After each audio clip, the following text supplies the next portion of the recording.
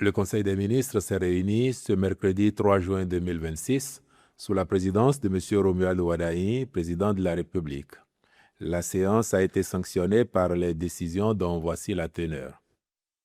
Au chapitre des mesures normatives, transmission à l'Assemblée nationale, pour étude et vote, du projet de loi de finances rectificative pour la gestion 2026. La restructuration de l'appareil gouvernemental, intervenue à la suite de l'entrée en fonction du président de la République, et la prise en compte de ses orientations prioritaires induisent une modification substantielle des objectifs de la loi de finances initiale. Ceci rend donc nécessaire un réajustement de l'architecture budgétaire de l'État. Dans cette perspective, le budget s'établirait à 4 086 620 millions de francs CFA contre 3 783 984 millions de francs CFA pour la loi de finances initiale, soit un taux d'accroissement de 8%. Le taux de croissance prévu est maintenu à 7,5%, tandis que les dépenses de personnel sont en baisse de 9,8%, sans remettre en cause les recrutements prévus et les dépenses d'acquisition de biens et services. Il est également projeté une hausse de 8,5% des dépenses d'investissement et de 2% des recettes budgétaires. De façon spécifique, les ajustements intervenus adressent notamment les mesures suivantes. En matière de protection sociale et de renforcement du capital humain.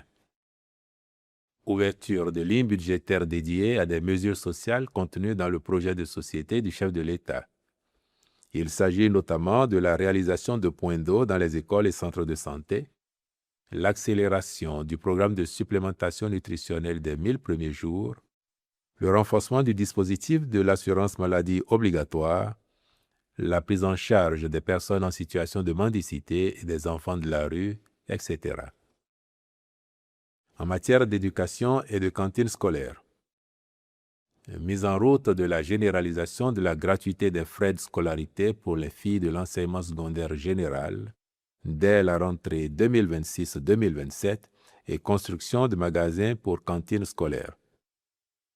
Dans le domaine de la sécurité intérieure, renforcement du réseau de sécurité publique par l'allocation d'une dotation réévaluée pour le déploiement d'une solution de vidéoprotection dans les grandes villes du pays. S'agissant du secteur de la santé et des infrastructures, consolidation des crédits du programme d'investissement public PIP pour soutenir la construction, réhabilitation des hôpitaux et dispensaires, l'accélération de la nouvelle phase opérationnelle du centre hospitalier international de Calavi, les infrastructures d'assainissement, de transport, etc. En matière de soutien économique, subvention des intrants agricoles pour amortir le renchérissement des prix sur le marché du fait des crises géopolitiques et favoriser la sécurité alimentaire. Les membres du gouvernement soutiendront les discussions devant l'Assemblée nationale dans le cadre de l'examen et du vote de ce projet de loi de finances rectificative. Au chapitre des communications, en point 1, mesures sociales au profit de divers secteurs. Dans le cadre de la traduction en actes concrets des engagements contenus dans son projet de société, le président de la République a instruit le gouvernement à l'effet d'opérationnaliser diligemment certaines mesures phares promises. À ce propos, les décisions suivantes ont été prises. Dans le domaine de l'éducation, la gratuité de la scolarité dans l'enseignement secondaire général et technique public sera effective pour toutes les filles sur toute l'étendue du territoire dès la rentrée scolaire 2026-2027. Une enveloppe de 20 milliards de francs CFA est mise à disposition pour renforcer et accélérer le programme d'accès à l'eau potable et à l'électricité pour l'ensemble des établissements d'enseignement public qui en sont dépourvus. Au niveau de l'enseignement supérieur, un comité est constitué pour statuer sur les conditions de relance et ou d'amélioration des œuvres sociales, transport, hébergement, restauration, dans les universités publiques dès la rentrée académique 2026-2027. Il présentera son rapport à la prochaine séance du Conseil des ministres. Dans le domaine de la santé, une dotation d'1 milliard de francs CFA est constituée pour accompagner les hôpitaux publics dans la constitution de stocks d'intrants nécessaires à la mise en œuvre de la prise en charge systématique des urgences vitales. Ainsi, les formations sanitaires, sur toute l'étendue du territoire national, seront en mesure de prendre en charge de manière diligente et sans conditionnalité préalable tout patient dont le pronostic vital serait engagé. Une enveloppe budgétaire de 10 milliards de francs CFA est allouée au programme d'accès à l'eau potable et à l'électricité de tous les centres de santé publics qui n'en disposent pas encore. L'accélération du programme de supplémentation nutritionnelle des 1000 premiers jours est prescrite. Dans le domaine de l'agriculture, des subventions spécifiques sont instituées au profit des agriculteurs, principalement ceux des filières riz, coton, soja et cajou, dès la campagne agricole 2026-2027. Ce faisant, le gouvernement entend mieux récompenser l'effort productif, renforcer durablement les revenus des exploitants agricoles, sécuriser l'approvisionnement des unités de transformation locales et consolider le positionnement du Bénin comme puissance agricole et agro-industrielle de référence en Afrique de l'Ouest. Ainsi, s'agissant du coton, pour une production nationale supérieure à 700 000 tonnes, les producteurs percevront une prime exceptionnelle de 10 francs CFA par kilogramme sur le prix homologué pour la campagne agricole. En ce qui concerne les filières anacarde, soja et riz, dès que les capacités de transformation installées sont satisfaites, les producteurs percevront une prime exceptionnelle de 10 francs CFA par kilogramme livré aux usines locales. Il est à noter que pour la campagne agricole 2026-2027, ces capacités sont respectivement de cajou, 200 000 tonnes, soja, 450 000 tonnes, riz, 350 000 tonnes. Par ailleurs, le Conseil a instruit les ministres intéressés par le sujet à l'effet d'engager une réflexion stratégique sur la restructuration de ces trois filières afin de les rendre plus compétitives encore. En point 2. Adoption du document de programmation budgétaire et économique pluriannuel 2027-2029. Il ressort du dit document que le présent exercice de programmation s'inscrit dans un contexte économique national marqué par la consolidation de la croissance qui s'est établie à 8,1% en 2025, un record depuis l'avènement du renouveau démocratique, avec une inflation maîtrisée estimée à 1,1%. À cet égard, l'économie béninoise devrait poursuivre sa résilience en dépit des contextes régional et international instables.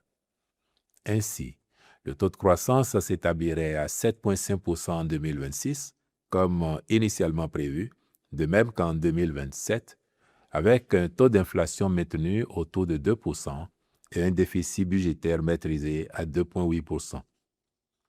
En point 3. Approbation du plan stratégique de développement 2026-2030 de l'Agence pour le développement intégré de la zone économique du lac Caïmé et ses chenaux. Le dit plan postule que, citation, à l'horizon 2030, les zones des plans d'eau sont réhabilitées et aménagées en des espaces écologiquement sains, jouant leur fonction systémique et créant des pôles de développement économique et touristique durable. Fin de citation. En vue de son opérationnalisation, 3 orientations stratégiques sont définies relativement à la valorisation des plans d'eau, au développement de l'économie locale et à l'amélioration de la gouvernance de l'agence. Celles-ci sont complétées par 6 axes stratégiques et 3 programmes opérationnels déclinés en 13 actions. Au chapitre des rencontres et manifestations internationales, il a été autorisé l'organisation de la 35e réunion du Conseil des gouverneurs de la Fondation pour le renforcement des capacités en Afrique et du 12e sommet des think tanks d'Afrique.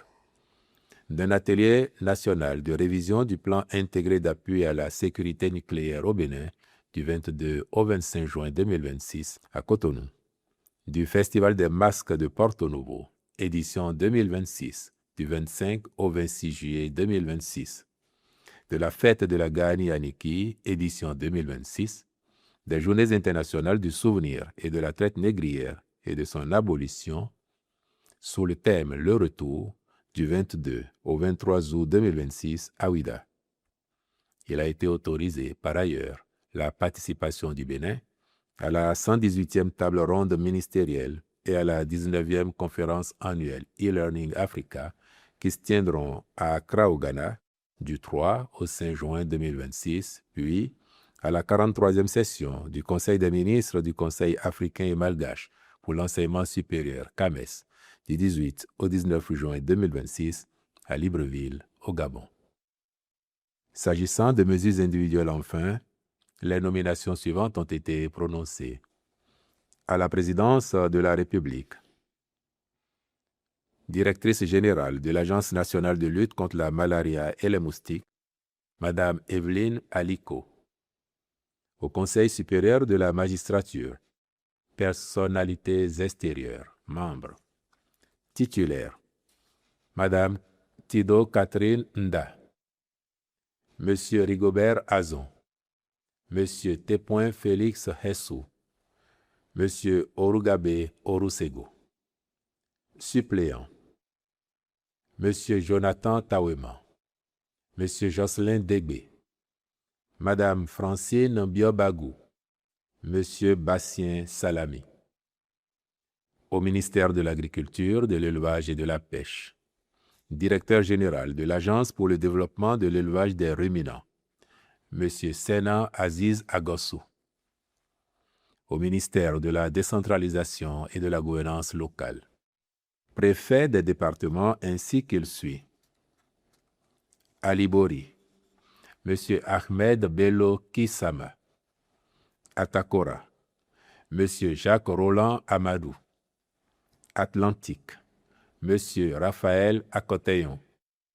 Borgou, Monsieur Abdul Shakur Assouma. Colline, Monsieur Saliou Odoubou. Koufo, Monsieur Rufino d'Almeida.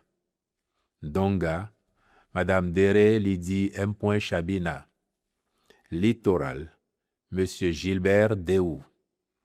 Mono, Monsieur Dédéon Bienvenu Miloin. Ouémé, Madame Marie Akotrosou. Plateau, Monsieur Delonix Koglevi. Ezou, Monsieur Laurent Zomaï. Au ministère en charge des Finances et de la Microfinance, Directeur général des douanes, Monsieur Raouf Malehossou Aboudou. Directeur général des impôts, Monsieur Éric Maxime Messan Akako Diontri. Au ministère en charge du budget et de la fonction publique, Directeur général du budget, Monsieur Albert Montior, je vous remercie.